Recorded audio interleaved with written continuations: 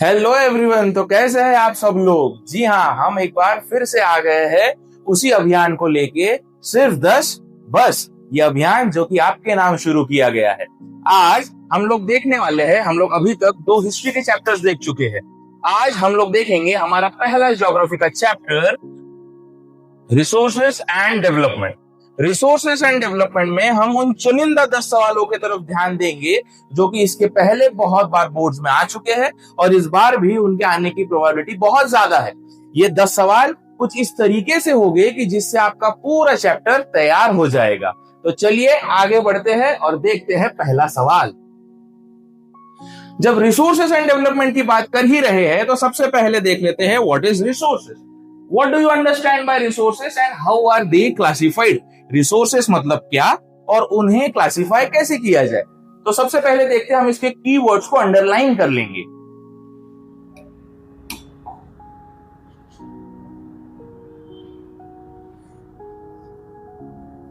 So what is a resource? Anything which is useful to satisfy our needs. कोई भी ऐसी चीज जो हमारी नीड्स को सेटिस्फाई करती हो। प्रोवाइडेड वो क्या हो? Technologically accessible, economically feasible and culturally acceptable. कोई भी ऐसी चीज जो हमारी नीड्स को सेटिस्फाई करती हो, प्रोवाइडेड वो हो टेक्नोलॉजिकली एक्सेसिबल, इकोनॉमिकली फीजिबल और कल्चरली एक्सेप्टेबल। ये 3 चीजें अगर है तो उसे हम लोग कहेंगे रिसोर्स। अब रिसोर्स को क्लासिफाई कैसे किया जाए? तो रिसोर्स को क्लासिफाई करने के लिए एक छोटी सी ट्रिक जो हम लोग क्लास में सीख चुके हैं और एक नई ट्रिक जो मैं आपको अभी बताऊंगा, वो दोनों ट्रिक आपके यहाँ पे मेंशन्ड है। ओडीओ हम लोग क्लास में देख चुके हैं। What is ODO? Origin, development, exhaustibility and ownership. But ये एक जो नई ट्रिक इस बार देखने को मिल रही है, व्हाट इज दिस? ओएडो। ये ओएडो मतलब origin, exhaustibility, development and ownership. ये दोनों है वही, मगर इसको अरेंज कुछ इस तरीके से किया गया है ताकि आप लोग आसानी से रिलेट कर सको। एडो को हम लोग प्रिंट कल्चर से रिलेट कर सकते हैं, इसीलिए शायद ये ट्रिक भी आपके लिए आसान साबित हो सकती है। वेयरएज ये दोनों ट्रिक्स में से आप कोई भी ट्रिक को अपना सकते हो। At the end it's your choice. So on the basis of origin, biotic and abiotic resources. On the basis of exhaustibility, renewable and non-renewable. On the basis of ownership, individual, community, national, international. इसके बाद on the basis of development, potential, develop, stock and reserve. Potential, develop, stock and reserve. आपको बस इतनी ही चीजें ध्यान रखनी है। क्यों? क्योंकि इसका एक्सप्लेनेशन बोर्ड्स में आपको नहीं आएगा। तो classification of resources, either it can be ODO or it can be OEDO. Let us move towards the next question. अब ऐसे क्या 4 स्टेप्स लिए गए हैं? देखिए सवाल।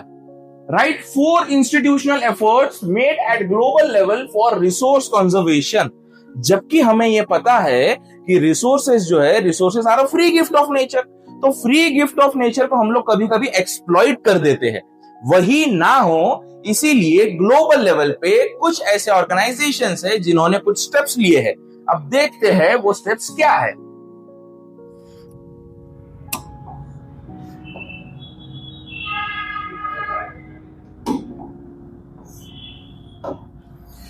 First, at the international level, the club of Rome. Club of Rome ने क्या एडवोकेट किया? Resource conservation for the first time in more systematic way in 1968। Resource planning या रिसोर्स कंजर्वेशन के बारे में सबसे पहले किसने कहा? क्लब ऑफ रोम ने कहा। कब कहा?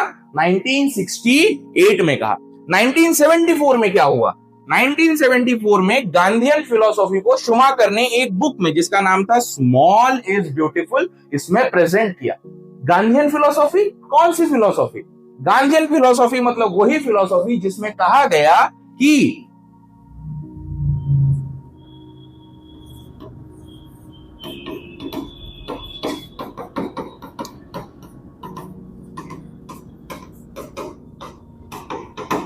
पहली बात कि ब्रिटिशर्स ने जो बहुत ज्यादा समय तक हम लोगों को एक्सप्लॉइट किया, उसके वजह से इंडिया में रिसोर्सेज की कमी आने लगी।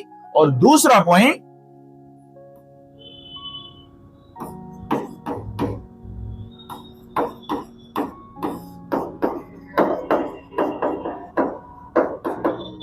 कि हम लोगों ने इंडस्ट्रीज में क्या करना चाहिए, ज्यादा लोगों को एम्प्लॉय करना चाहिए। बहुत ज्यादा काम करने की बजाय अगर हम लोग बहुत ज्यादा लोगों को एम्प्लॉय करेंगे, बहुत ज्यादा लोगों को वहां पे लगाएंगे, तो वहां से उनको रोजगार मिल सकेगा। Next is Brundtland commission. Brundtland commission ने एक रिपोर्ट दी थी कब, 1987 में, जिसमें उन्होंने किसके बारे में कहा, सस्टेनेबल डेवलपमेंट के बारे में। किसमें कहा, सस्टेनेबल डेवलपमेंट के बारे में। And it was also published in our common future. It was also published in our common future. Next, June 1992। June 1992 में क्या हुआ, ये हम सब लोग जानते हैं। जून 1992 the earth summit, the international earth summit, जो कि हुआ था रियो में, जहां पे 100 हेड ऑफ द स्टेट्स ने पार्टिसिपेट किया था। तो वो जो 4 इंस्टीट्यूशनल चेंजेस है वो आपके सामने है, आप चाहे तो इसका स्क्रीनशॉट ले सकते हो। Late us move towards the next question.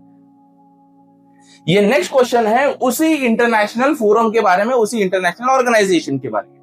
What do you understand by sustainable development? What was done on global level for environment protection?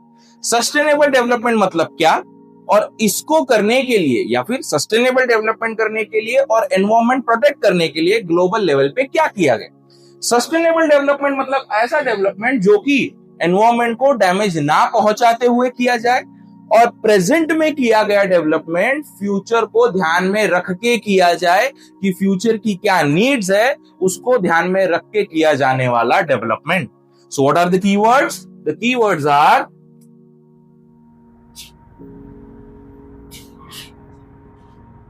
development should take place without damaging the environment, and development in present should not compromise with the needs of future generation. Environment harm नहीं होना चाहिए और present generation की needs की वजह से future generation की needs को हैम्पर ना हो। अब जो रियो कॉन्फ्रेंस हुआ उसमें क्या क्या चीजें हुई, चलिए उसके तरफ ध्यान देते हैं। The steps taken on global level, that is Rio Conference, इसको और क्या कहा जाता है, इसे कहा जाता है अर्थ समिट। अर्थ समिट कब हुआ? अर्थ समिट हुआ 1992 में, जिसमें 100 हेड ऑफ द स्टेट्स आए थे। 1992 में रियो डी जेनेरियो में अर्थ समिट हुआ, जिसमें 100 हेड ऑफ द स्टेट्स आए थे। अब उन लोगों ने वहां पे आके क्या किया, it address the urgent problems of, कौन सी प्रॉब्लम्स को अर्जेंटली एड्रेस किया उन्होंने, environment protection and socio economic development. ये सभी लोगों ने मिलकर किस डिक्लेरेशन पे साइन किया, global climate change and biological diversity. और इस समिट ने क्या एंडोर्स किया, global forest principle, and they adopted agenda 21। What is agenda 21? Agenda 21 का मतलब 21st सेंचुरी में जाते समय हमारा एनवायरमेंट प्रोटेक्शन को लेके क्या एजेंडा होना चाहिए, क्या सोच होनी चाहिए, इसको प्रोपोगेट करने के लिए 1992 में एक मीटिंग ली गई जिसका नाम है अर्थ समिट, जो कि रियो में ली गई। ठीक है, चलिए बढ़ते हैं नेक्स्ट क्वेश्चन की तरफ। As we know that resources are unequally distributed in nature, what needs to be done so that everyone can enjoy this free gift of nature? अब जो रिसोर्सेज जो कि हम लोग जिसे फ्री गिफ्ट ऑफ नेचर कहते हैं वो अनइक्वली डिस्ट्रीब्यूटेड है, बराबर है। राजस्थान में कुछ है जो मध्य प्रदेश में नहीं है, मध्य प्रदेश में कुछ है जो महाराष्ट्र में नहीं है, महाराष्ट्र में कुछ है जो शायद अरुणाचल प्रदेश में नहीं होगा। तो ये जो रिसोर्सेज है ये अनइक्वली डिस्ट्रीब्यूटेड है। ये अनइक्वल डिस्ट्रीब्यूशन ऑफ रिसोर्सेज को ध्यान में रखते हुए हमें आगे कैसे बढ़ना चाहिए, सबसे पहले चीज जो हमें करनी चाहिए वो है रिसोर्स प्लानिंग। सबसे first thing which needs to be done is resource planning. अब रिसोर्स प्लानिंग क्या है? रिसोर्स प्लानिंग एक टेक्निक है जो कि प्रॉपर यूटिलाइजेशन ऑफ रिसोर्सेज करवाने के काम में आती है। अब रिसोर्स प्लानिंग को ध्यान में रखिएगा, रिसोर्स प्लानिंग बहुत आसान नहीं, बहुत एक पेचीदा प्रोसेस है। It is a complex process, it is a complex process. Now what are the steps involved in resource planning? First, identification and keeping the record of resources. पहले मुझे ये आइडेंटिफाई करना पड़ेगा कि रिसोर्सेस कहाँ पे अवेलेबल है, कितनी मात्रा में अवेलेबल है, और उसका रिकॉर्ड मुझे अपने पास रखना पड़ेगा।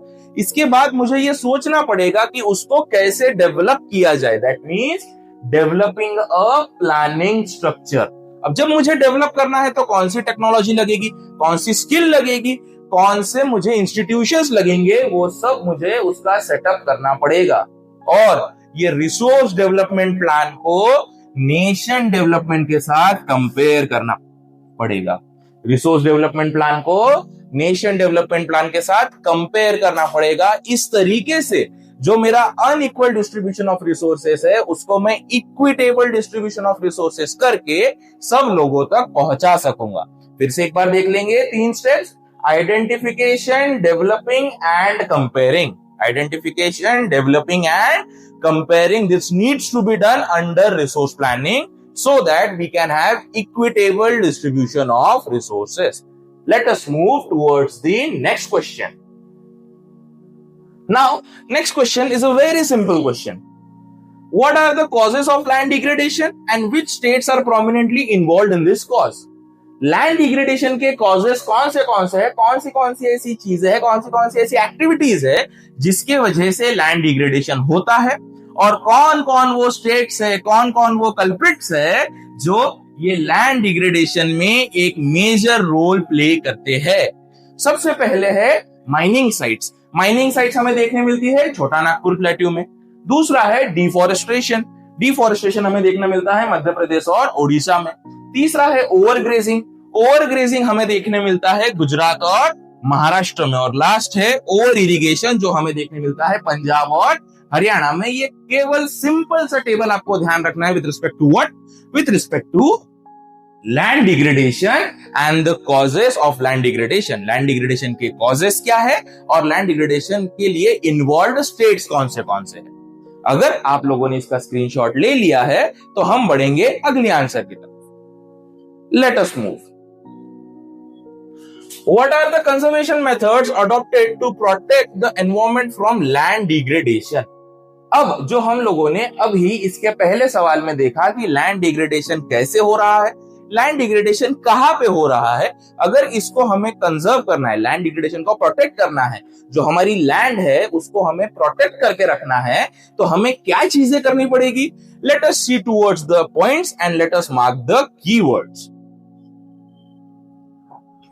Afforestation and proper management of grazing grounds. सबसे पहला पॉइंट है आपका afforestation, proper management of grazing grounds and planting of shelter beds. Next point है control on overgrazing and stabilization of sand dunes. Stabilization of sand dunes कैसे होगा? Sand dunes जो बहुत ज्यादा मात्रा में एक जगह से दूसरी जगह जाते हैं, बहुत ज्यादा तेजी से जाते हैं, तो उसकी जगह हम लोग क्या करेंगे? उसकी जगह अगर हम लोगों ने थॉर्नी बुशेस को ग्रो कर दिया, so we can comparatively lesser down the speed. हम लोग उसकी स्पीड को कम कर सकेंगे, जिससे कि क्या नहीं होगा, लैंड डिग्रेड नहीं होगा, उस जगह की जो मिट्टी है उड़ के दूसरी जगह नहीं जाएगी। Then proper management of waste land. जो बैरन लैंड हमारे एरिया में होते हैं, हम लोग अभी भी देख सकते हैं कि आउटस्कर्ट्स ऑफ द सिटी में हम लोग बहुत बड़े डंपिंग यार्ड्स को जो देखते हैं, तो ऐसी जो वेस्ट लैंड है उसका प्रॉपर मैनेजमेंट किया जाए। ऐसा ना हो कि बहुत बड़ा एरिया जो है, जो कि किसी अच्छे काम में आ सका होता, वो डंपिंग यार्ड में चले जा रहा है। तो proper management of waste land. Control on mining activities, ध्यान दीजिए यहाँ पे हम लोग कंट्रोल ऑन माइनिंग एक्टिविटीज या रेगुलेटिंग द माइनिंग एक्टिविटीज, ये 2 पॉइंट्स लिखेंगे।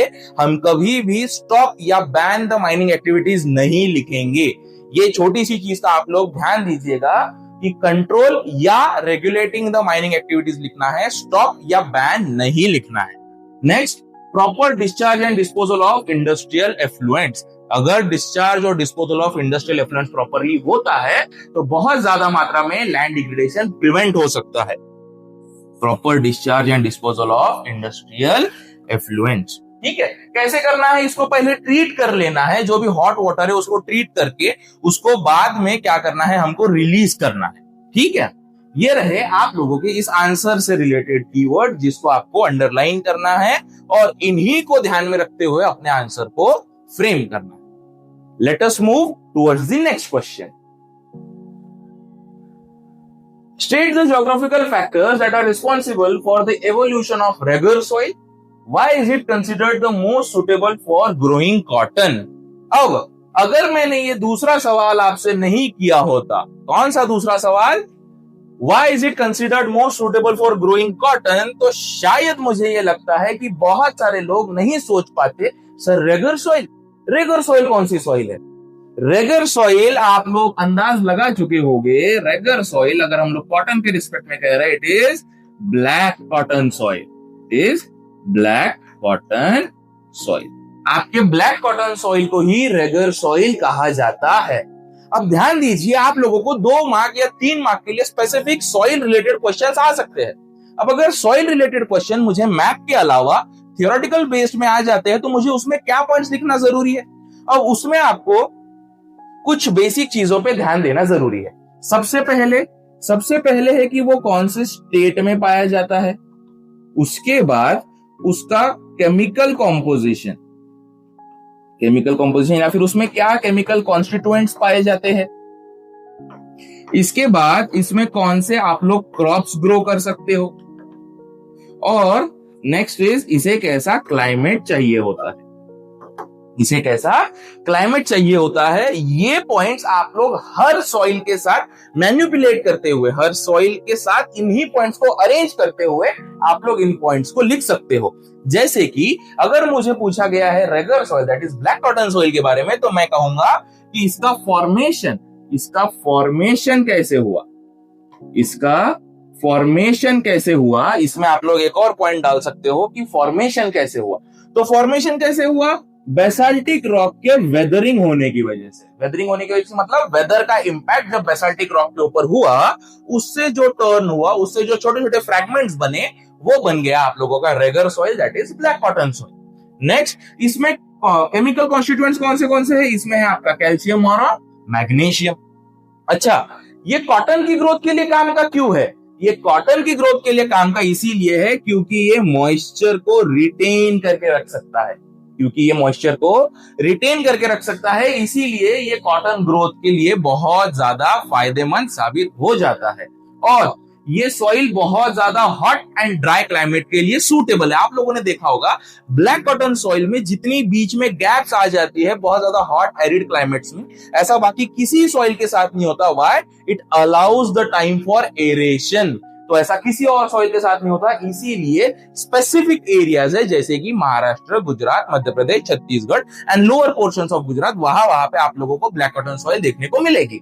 And they develop deep cracks in summer which helps in the proper aeration of soil. जो चीज मैंने आपको अभी कही, जो डीप क्रैक्स हमको देखने को मिलते हैं, इट इज पर्पसफुल। ये सॉइल में कोई फॉल्ट नहीं है, ये पर्पसफुल क्रैक्स है जिससे कि एरेशन की प्रोसेस आसानी से हो सके। तो ये बेसिक पॉइंट जैसे कि फॉर्मेशन कौन से स्टेट में पाया जाता है, केमिकल कॉन्स्टिट्यूएंट्स कौन से है, क्रॉप्स कौन सा है और कैसा क्लाइमेट लगेगा, ये हमको हर सॉइल के साथ अगर हम लोग इसे बना के रखे तो चीजें हमारे लिए आसान हो जाएगी। सॉइल से रिलेटेड एक सवाल तो आप लोगों को मैप में आने की प्रोबेबिलिटी बहुत ज्यादा है ही, मगर अगर ये क्वेश्चन आपको 3 मार्क्स के लिए सॉइल रिलेटेड, लैटराइट का आ गया, रेड का आ गया, एरिड का आ गया, फॉरेस्ट का आ गया, तो इन्हीं 5 पॉइंट्स को, formation, state, chemical constituent, crop and climate, इन्हीं 5 पॉइंट्स के ऊपर आप लोगों को बाकी का आंसर डिराइव करना है। ये 5 पॉइंट्स अगर आप लोगों ने नोट कर लिए हैं और अगर इस आंसर के कीवर्ड्स अगर आपने नोट कर लिए हैं तो हम लोग आगे बढ़ेंगे।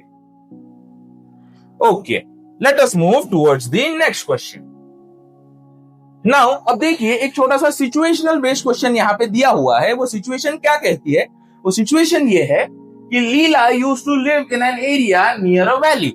लीला एक वैली के आसपास वाले एरिया में रहती थी। रेनी सीजन में उनके घर के सामने की सॉइल वॉश अवे हो जाती थी। In rainy season the soil in front of her house used to wash away. Which phenomena is related to this and how many types are there? तो ये जो फिनोमिना है, ये कौन सा फिनोमिना है? अब सिंपल सी बात है, अगर मैं वैली एरिया में रह रहा हूं या रह रही हूं जैसे लीला रह रहे हैं, तो वहां पे क्या हो रहा होगा? देखिए, समझने की कोशिश करते हैं। ये है मेरा वैली फ्लोर, यहां से आ रहा है वाटर।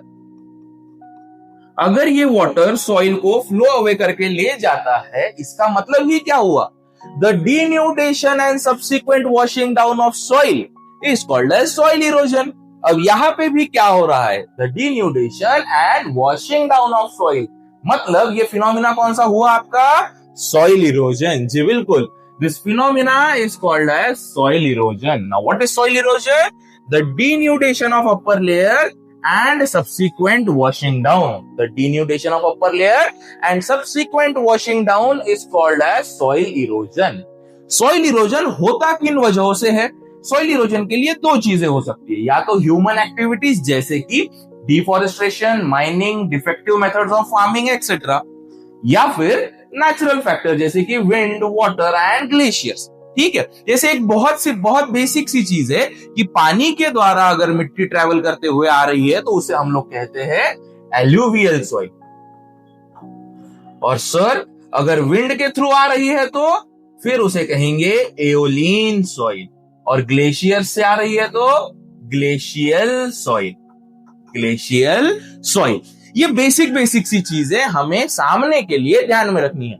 फिलहाल हमें ध्यान में रखना है एलुवियल सॉइल। अब इसका इफेक्ट क्या होगा? अगर मेन जो upper layer of the soil है वो अगर वॉश अवे हो जाएगी, दैट मींस द फर्टिलिटी जो उस अपर लेयर में थी वो वॉश अवे होगी। अब अगर फर्टिलिटी ऑफ द सॉइल ही चली गई तो सॉइल क्या बन गई? वो जगह बन गई, वो सॉइल बन गई बैड लैंड। और यही जो गली फॉर्मेशन है, अगर पानी जाते हुए गली फॉर्म करके चले जाता है तो उसे कहते हैं गली फॉर्मेशन, जिसे हम लोग चंबल में कहते हैं रेवाइंस। जिसे हम लोग चंबल के एरिया में कहते हैं ravines. And ravines causes bad land. Ravines causes bad land, जो कि आपको यहाँ पे दिया हुआ है। ये चीज समझ के चलिएगा। Erosion, that is wind erosion and sheet erosion. Sheet erosion मतलब जब स्लोप में वॉशिंग डाउन ऑफ सॉइल होता है तो शीट में जो पानी बहता है उसे हम लोग शीट इरोजन कहते हैं। ये रहा with respect to your soil erosion some of the important points.